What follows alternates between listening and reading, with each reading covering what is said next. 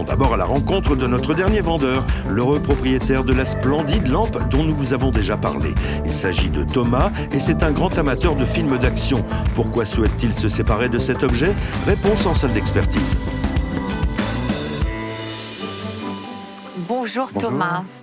Thomas, vous allez être récompensé de votre gentillesse. Car est-ce que vous connaissez beaucoup d'hommes qui prennent soin de vendre des objets de leur ex-compagne à leur demande? Hein, c'est ça? C'est pas exactement ça. Ah non, bon. Alors c'est quoi? Ou alors voulez vous débarrasser de la lampe? Ouais, c'est ça. En fait, elle m'en a fait cadeau et chez moi... Ah bon, alors c'est pas du tout pareil. Ah non, moi je m'étais fait tout un roman chevaleresque et tout. Non, rien à voir. C'est pas tout à fait ça, non. D'accord. Alors, vous pensiez qu'elle n'avait aucune valeur, donc vous vouliez vraiment vous en débarrasser. Et puis quelqu'un vous a alerté? Et puis on m'a dit que finalement ça valait bien plus que le prix que je voulais la vendre. Ah, on vous a dit, bon, bah alors, tant qu'à faire, tentons notre chance et vous voilà chez nous. Bah oui, parce que donc elle est signée d'une grande maison. Oui, tout à fait. Elle est signée d'une grande maison, donc la maison Charles.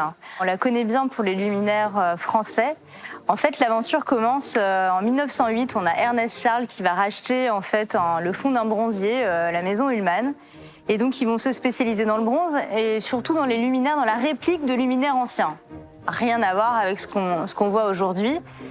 Les fils d'Ernest arrivent en 1959 dans la société. Et ce sont ses fils, Jacques et Jean, qui vont un peu relancer la machine en mettant de nouveaux modèles. Et notamment en ayant justement tout ce dont vous parliez, les pommes de pin, les ananas, enfin vraiment ce qu'on connaît. Qu'ils fabriquent à côté de chez nous, là. Mais oui, et on va avoir en 65 une collection qui va un petit peu détonner, qui va changer, qui a priori a été dessinée par Jacques Charles. Et là, c'est la collection Inox. Et ici, on a un exemple de cette collection, la lampe Orgue.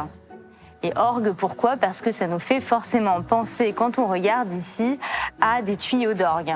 Et elle est vraiment, vraiment, vraiment sympathique. Moi, j'aime beaucoup. Je suis complètement fan. On va baisser notre lumière pour voir la lumière diffusée. Voilà. Alors, ce qu'il y a, c'est qu'elle est en inox, vous dites? Oui, alors elle est en inox à la fois brossée, vous voyez, satinée à l'intérieur. Donc ça reste des belles matières, parce qu'ils travaillent le bronze d'habitude. Oui, on change. Là, effectivement, on change un petit peu, mais on reste sur une matière déjà qui est vraiment dans l'air du temps à ce moment-là, qui donne ce côté aussi argenté sans avoir besoin de l'argenter. Et on va pouvoir travailler à la fois sur le côté lisse et à la fois sur le côté satiné du métal, ce qui va lui donner de la profondeur et ce qui est vraiment sympa. Ah, un côté argenté, mais doré par la lumière.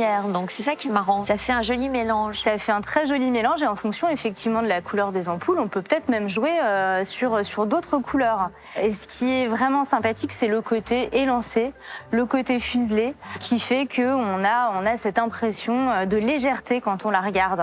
En fait, elle vous a fait un joli cadeau. C'est ça. Malgré vous. On savait pas quel prix ça valait, quoi. Elle en voulait plus, moi je voulais m'en débarrasser aussi, donc... Eh bien voilà, une belle surprise. Thomas n'a pas idée de sa valeur, mais vous, oui, précisément. Moi, j'ai une idée de sa valeur. On va juste parler, avant de donner de l'estimation, de l'état, parce que malheureusement, je le vois là, en la regardant bien la lumière, on a quand même quelques chocs, malheureusement. Ouais, je pense qu'elle a dû tomber un peu, ouais. Ouais, ça arrive, hein. De toutes les façons, il faut se dire quand même que sur tous les objets peuvent tomber. L'avantage du métal, justement, c'est que ça casse pas comme ça. Donc, après, il suffit de la tourner. C'est pas très gênant. Non, oui, c'est ça, très gênant. un quart de tour du côté du mur, ça se voit pas. Mais c'est pas nickel. Voilà. Et malgré tout, malgré l'état, étant donné qu'elle est vraiment sympa, elle a une jolie taille et puis on est vraiment dans la période qui actuellement plaît et qui est à la mode, les années 70, on peut lui donner une belle estimation de 1 000 €. Vous attendiez à ça? À peu près, ouais. Ah bon, d'accord. Ah, vous le Après, saviez. vous êtes renseigné. Ouais, un petit peu, ouais. D'accord. 1 000 €, le passé sur la table ici.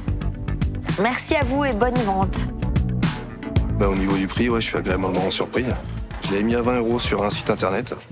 Et finalement, il y a des gens qui m'ont dit oh, là, mais attention, on la vend pas à 20 €, elle vaut bien plus que ça, cette lampe. Et en effet, je me suis rendu compte que cette lampe valait bien plus de 20 €. Vu l'estimation et les dires de l'expert, je suis plutôt confiant de faire une bonne vente en allant la faire en salle des ventes. Sur le design, on va souvent rencontrer un problème d'attribution parce qu'on ne va pas forcément avoir de signature sur les objets. Et c'est souvent uniquement grâce au catalogue ou vraiment aux connaissances certaines qu'on va pouvoir attribuer de façon sûre l'œuvre à un designer. Donc dans le doute, il vaut mieux dire dans le goût de pour ne pas induire les acheteurs en erreur plutôt que de l'attribuer de façon certaine sans le savoir.